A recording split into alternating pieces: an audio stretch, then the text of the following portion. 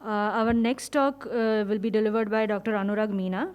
Anurag is the co-founder and director of NeoDocs, an AI-enabled health tech platform that allows users to take instant lab tests using a smartphone.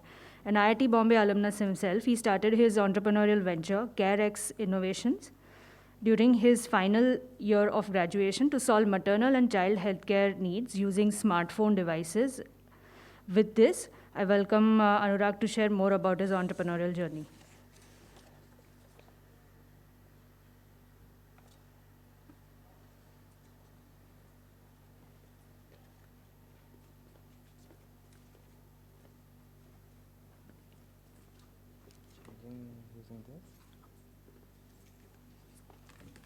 Okay, hi everyone.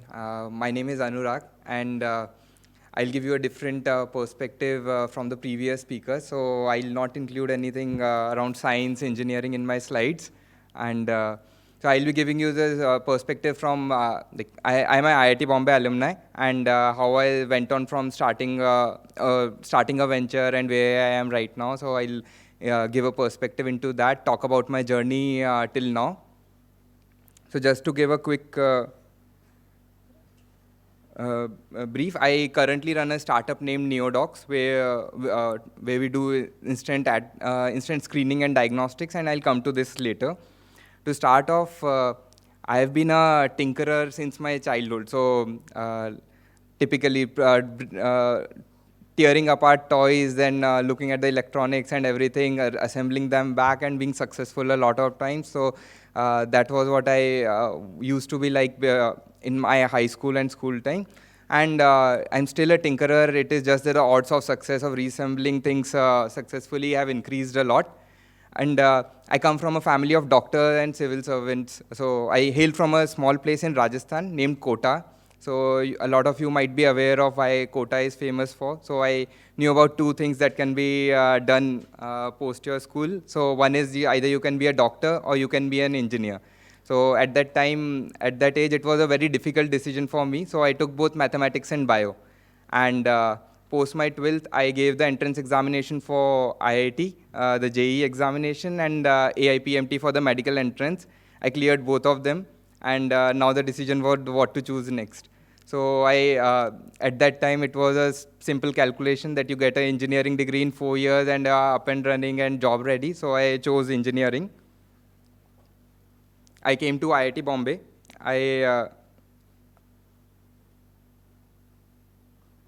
I did a B.Tech in engineering physics, so so that is where the title of the talk comes from. So I had a great interest in classical physics during my high school and up till 12th. And coming to IIT Bombay, and I was the first engineer in my family, I realized, okay, this is not classical physics. They are teaching a lot of modern physics, and that you only come to know when you have entered the course and the subjects and all start through. But one of the advantages of being in IIT was that the environment, it is very much conducive. So it is not constrained to what you are studying, what you are coming for. You have to do a set of compulsory courses in your stream, and rest of it is up to your own interest. So I did a lot of different things during my college time. I did robotics. Besides my courses and academics, I did robotics. I did some work in internships and all under different professors in biomedical, biosciences, contributed to open sources, dabbled into cryptocurrencies, did a lot of freelance projects for seniors or people who were starting up or outside companies. And in retrospect, it was probably the search for finding out what I am passionate about. And later on, I realized that healthcare is something that I'm passionate about, and that is something that interests me a lot. And since then, I have stuck to engineer working on how close I can come to healthcare is by developing technologies, devices, along with clinicians, care providers for the end users. So in my pre-final year in 2014, I started my first venture named CareNX. It was a pregnancy care platform where we were collating data from a lot of off-the-shelf devices, running them through algorithms and identifying and predicting if any complication might happen, alerting the doctor or the next of kin. So that was what we started off with. And I met my co-founders, we started off the thing, and then people were ready to pay. So that is when probably post 6 or 7 months, we incorporated the company into a formal venture in 2015. By 2016 mid, we had delivered care to 15,000 plus mothers across India and in bits and bytes in Kenya, partnering with other organizations like United Nations Development Program and other similar programs. So by 2016, but I also realized that I wanted to do something tangible now. It is just software running on the cloud, delivering value and all, but it was still not that exciting for me personally. So I started my next venture. I moved on from KNX. So KNX is still up and running and revenue generating stage. I moved on to start my next venture named DynaSense Technologies. The idea was simple at that point of time in 2016, second half, that I have skills as an engineer. I know people who want to develop things and all, but lack the skills of an engineer. I'll develop things for them and make money. I'll charge them. I'll develop these products for them and then make money. The revenues I will be used for developing the team, sustaining the team. The profits I'll use to make my own products. So by 2019 end, so this was the portfolio that we had built. So surgical navigation tools for knee replacement surgeries, then point of care diagnostic tools. So we did 6 to 7 projects, but realized that it has become a service company versus a product company. And 3 years in, there's always wisdom in hindsight. So 3 years down, I realized that there was a fundamental flaw in that simple idea, that you also need to have time and bandwidth for your own, developing your own products and all. If you're doing something for someone, charging them for the project, delivering them, you cannot just do it a 3-day switch on for someone else and 3-day for your own self. So that is where we did develop some of the things for our own use, but were never able to take them as products in the market. So that is when I decided that, okay, this is not something that I wanted to start build, and wanted to build a product company. So in 2019, April, I took the last project. It was a year-long another engineering contract, which would give me a breather for another year to find out what next I should do. And that is when I started my current venture in 2020, named NeoDocs. My other 2 co-founders are juniors from IIT Bombay. We knew each other from the college, and Pratik is here, my co-founder. So we started talking in 2019 second half, and came up with the idea and started this. So what we do at NeoDocs is we do instant screen. We are developing a platform to do instant screening and testing at the point of care or at home, instant testing and screening. What we do is so current product, what it contains is there are some certain cards like this, which have different biochemistries in them, and the sample is applied to them. There is a color change. So Professor Mudrika simplified the science and engineering part, what she showed. So similarly, the color change happens depending on the concentration of the analyte, and that we scan using just the mobile phone. So we harness the power of image processing, and there are certain algorithms which Pratik and our team builds, and we take care of all the things like different lighting conditions, different phones and everything, and everything happens within a minute. So the results are generated within a minute, and all you need is just the smartphone, the wellness, the test cards that we develop, and internet connection. So, we do have a plan to slowly diversify. We started off with urine testing for different use cases like UTI screening, for care during the course of pregnancy, kidney care, these use cases, and slowly we are working on in the back end on blood-based tests, again using smartphone. We are backed by amazing names from the ecosystem. So we have been fortunate enough to have them back us. We are associated with like some of the best people in the industry. Professor Rohit Srivastava, NanoBios Lab, then IIT Bombay Research Park helped us co-locate at the campus and increase our iteration time. Sion Hospital, Dr. Sudhir and Dr. Jaisin, who are our clinical partners, validating all these tests that we develop. So doing all these things, there have been a few learnings that I'd next come to. So one of the first thing was getting off the ground.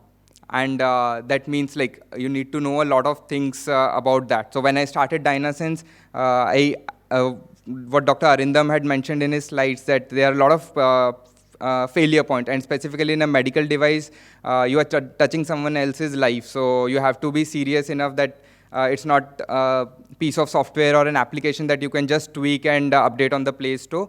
So all those things, how I did was that while starting Dynasense, I had not worked in a corporate or anywhere where I had such an exposure to such processes and all. So to reduce that time for learning all those things, we hired people from different industries. There were different diagnostic companies, different medical device manufacturers. So they brought in the entire experience from there. I had a sort of crash course in that, and we developed lean processes for a startup to follow, since we did not have a huge team and different departments to do all those things. But I realized that getting off the ground is very important. Going beyond project proposals, Excel sheets, getting out of your comfort zone, out of your office, lab, talking to users, what Rishabh also mentioned, that how many engineers talk to doctors. So it is very easy for me, for example, to come up with a lot of ideas, just Googling things, what are the problems, how many people are impacted. But unless I go on the field and identify it's not the end result, it is also the journey, entire journey, how the product is being perceived and all those things. So getting off is very important. The next is networking, talking to people. So I have realized that most of the time, most of the people are much more helpful than they think. In fact, in June 2020, I had the chance, Dr. Arindam, like Pratik and I had reached out, and we also got onto a Zoom call. We had certain questions and certain things that we wanted to know about. So reaching out to people, asking for help, asking in your network, all those things are very important. That is what has made, enabled me to, coming to the next point, build great teams. So you have to be backed by a lot of people. One of the benchmark, or when you have built a great team, is that you are not the smartest person in the room, is when you have built a great team, that you have got all the people who are better than you at whatever they are doing. Next is build something that people want. So like what Rishabh was mentioning, Dr. Arindam also, that a lot of time you develop solutions, but they are not meeting the clinical end use cases, or not meeting the performance criteria that is needed, or failing up at scale and all. And at the same time, one has to be wary of that. It does not need to be taken as literally that what people are asking for, you have to build that. You have to understand, realize what the problem is, what they are trying to solve, and what the solution might be. A lot of time, it is not what they are telling that this needs to be built. The last one is saying no. So it is very difficult to say no when there are multiple opportunities. You are either in terms of finances, or in terms of opportunities, in terms of building the product, adding all the features that you anticipate, that this also is needed, that also is needed. So saying no to a lot of things, and yes, keeping yourself focused and moving ahead. And lastly, I'll come to, whenever I have mentioned I or we, this is what the I or we looks like. So the team, this is the team at NeoDocs that is helping me build these products for the future, building the future of diagnostic, bringing everything to your smartphone. And lastly, if anyone wants to try out the product, you can reach me out on the mail ID, or meet me post the event. I'll be happy to hand you over some samples to try it out. Thanks, everyone. Thank you, Anurag. We'll take a couple of questions, maybe, if you don't mind.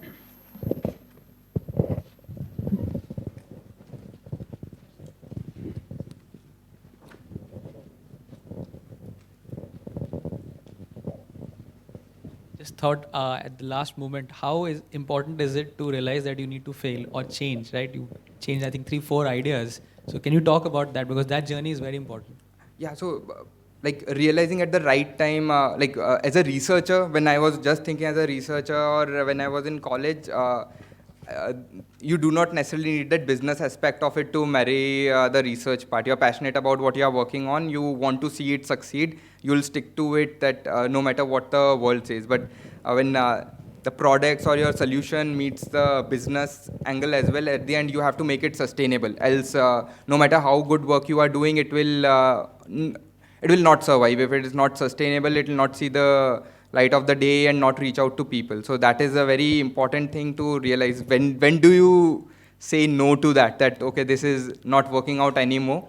So again, that is a gut call. But yeah, that is very important to realize before running out of fuel, either in terms of finances, team, and your own like enthusiasm and everything. And at the end, there are both in the journey, entire journey. Like this is just the rosy aspect. There are lows as well, and Dr. Satya would be speaking about that. So the lows and highs both are a part of that. That's what the brilliant talk. With the smiling face, you've put together the difficult yards. Rishabh, there's one question. Very nice talk, Anurag. Just one quick question. So, all this is getting uploaded in the cloud. So, who owns the data? So, just using some of the terms, we as a provider are just the custodian of the data. The data is still is owned by the patient. It is their own healthcare data. So, is it encrypted at the end, at both ends? Yes. So we do take care of that, even though the compliances and all are not that strict at the moment in India, but we do take care of at least, like, we are building at the end a global product. It's not just India. We are starting off at India. We want to solve the problem or the need and accessibility, affordability needs in India first, but we do have global ambition. So we do have to think of it at this point of time as itself. And yes, we do take care of all the compliances. That's a very important point, right? Yes. Yeah. All right. Thank you, Anurag. In the interest of time, we'll move on. But Anurag is presenting a poster as well, so if students have questions, feel free to approach him. Thank you.